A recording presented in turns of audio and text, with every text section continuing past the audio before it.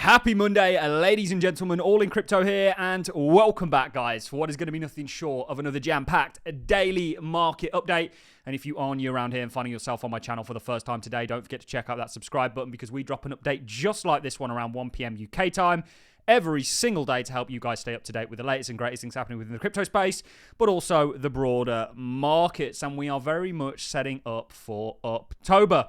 On top of that, in November, we have the US presidential election, and the outcome of this election is going to have ramifications in regards to the cryptocurrency market. So we're going to be doing a number of things. We're going to be looking at some recent comments made by both candidates specifically in regards to cryptocurrencies. We'll start off with Donald Trump, then we're going to look at Harris talking about investing in the likes of AI and, of course, digital assets. They kind of go hand in hand. There's an overlap with AI and digital assets. I'll be pivoting a little bit into Liz Truss. Those of you in the UK will be familiar with Liz Truss. She got crucified on the back end of that budget that I actually thought was a good budget, that they basically blamed her via that budget for what took place with the gilts, when actually this was more universal in regards to central banks, and didn't really have, SVB was happening at the same time. It didn't really have, I don't think, much to do with Liz Truss. And actually, I think her budget was a good one. I'm a big believer that when you cut taxes, you increase tax revenue the government can generate, because people don't go so far out of their ways to hide it. So I'll be looking at that.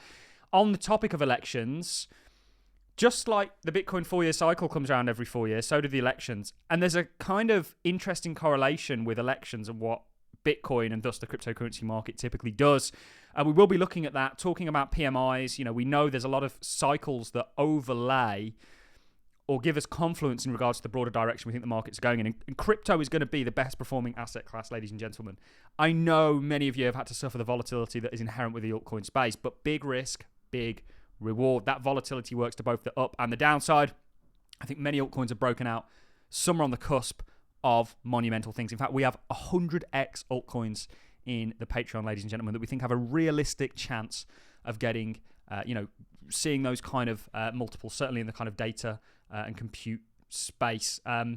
We won't go into the sort of options. We covered that last week, but the options is a big, big deal. People talking about a gamma squeeze, a kind of AMC or a GameStop kind of short squeeze likely going to be made possible on the back end of this. We will get someone on the show this week to talk to us about that in more detail. So as promised, let's start the video off on a little bit of a political one. I'll try and stay apolitical. I'm sure you guys know which way I lean towards. I don't identify with either the sort of left and the right. I think I'm my own thing largely.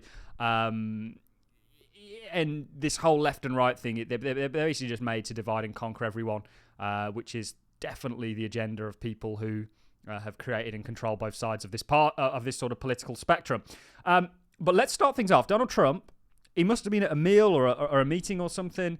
Breaking, Donald Trump says, I think crypto has a great future. Maybe we'll pay off the $35 trillion in debt. Now, we actually looked at him saying this not that long ago. He's recently reiterated it. And could that even be possible? Potentially. Certainly, like, let's say the United States, we see El Salvador moving away from the dollar system and moving towards a Bitcoin-based system.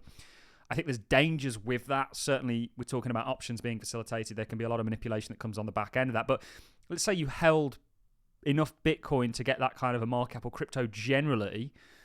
Or, for example, you used crypto to buy that debt in regards to stablecoins. There are ways that crypto, which is really crappy blanket term for this industry, because it's not, I don't think, very sort of definitive in regards to what it truly is, but can help the US in regards to their debt problem. Let's dive over to this clip, and then we're going to be hearing from his opposition, Harris. So I'll go ahead and mute my mic, and we'll get into it.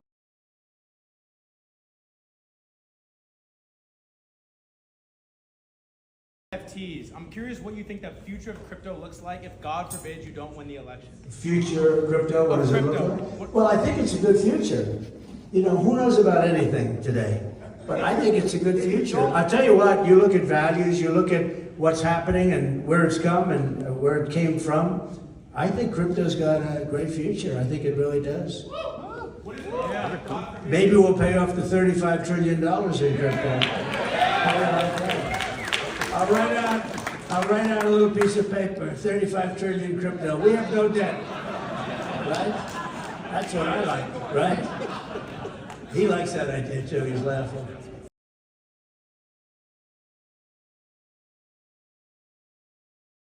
Now that seems kind of gimmicky, and in many ways it is.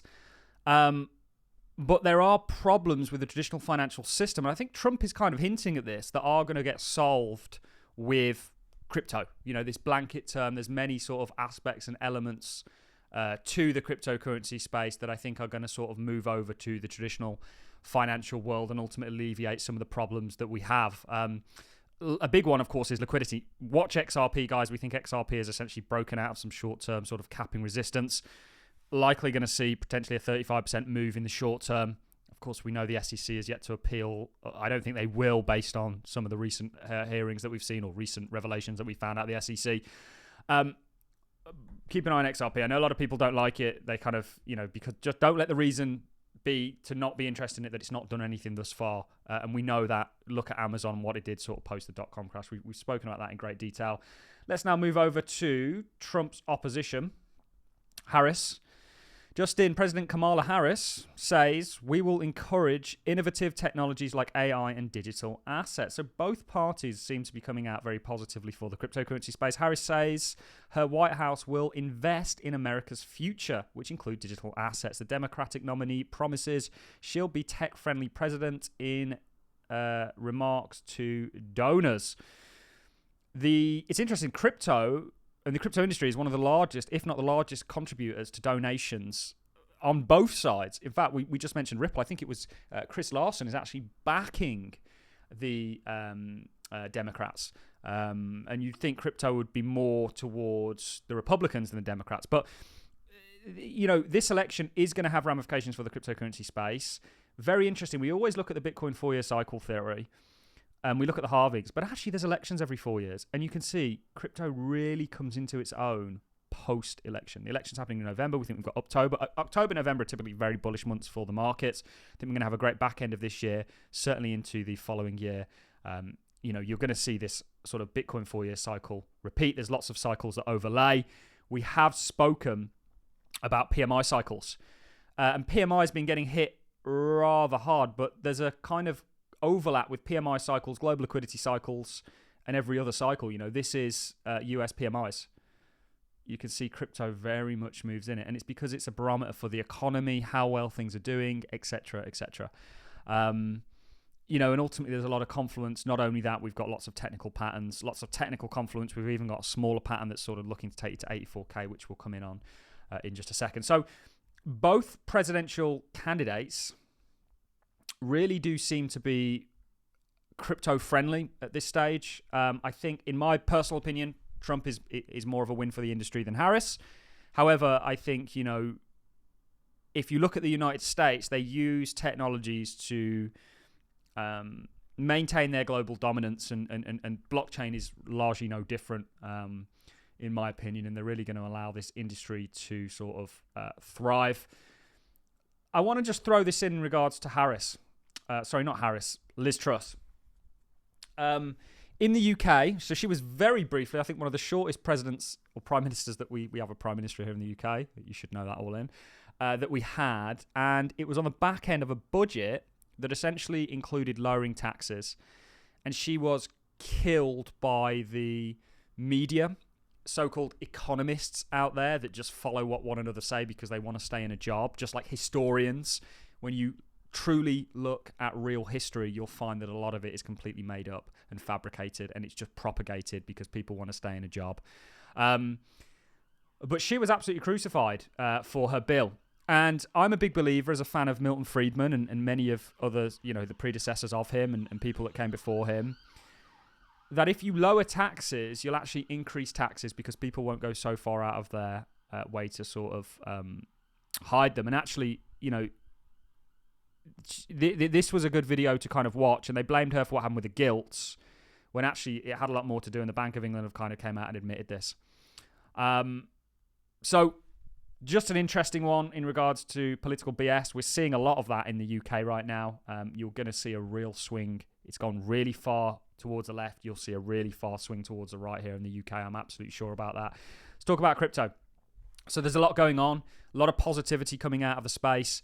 Obviously, we've got the election. Both candidates seem to be largely crypto friendly at this point. I think one's more beneficial for the industry than the other, but that's just my own personal take. We've got a lot of confluence in regards to the direction that we think Bitcoin is now heading in. We've got 3 technical patterns. We also have on the smaller time frame a technical pattern that sees Bitcoin get to 84K. You're very much likely going to live this out. The S&P broken out, likely going to see that move up to 6,242. Remember, we've got stocks like Tesla that we've been highlighting. This is likely going to double, and then some have actually got higher targets. Lots of Bitcoin miners. We've not spoken about crypto ETPs in a while, but they are likely going to do very, very well.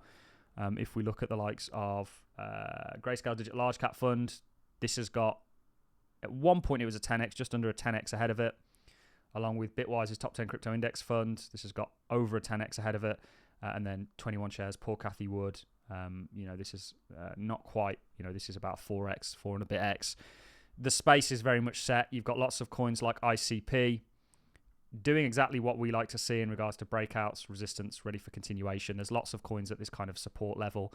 I ultimately think this is going to be a great week for the cryptocurrency space, and we don't want anybody to miss out on that. Yesterday, we looked at banking regulation and how it's all moving towards crypto in regards to facilitating it. The SEC now officially on Friday or over the weekend had allowed BNY Mellon, the largest custodian bank in America, to actually move into the cryptocurrency space. And we're seeing this across the board with DZ Bank and the 700 banks that they're going to enable, etc., etc., etc. Guys, get ready for an amazing sort of end towards the year and certainly 2025. We'll keep you up to date on it on a daily basis. On that note, I'm going to love and leave you. Let me know your thoughts on the political jargon that we spoke about at the start and what you think, who you think the better candidate for crypto is. And on that note, I'm going to love and leave you. Thanks for watching, guys. See you all in the next one.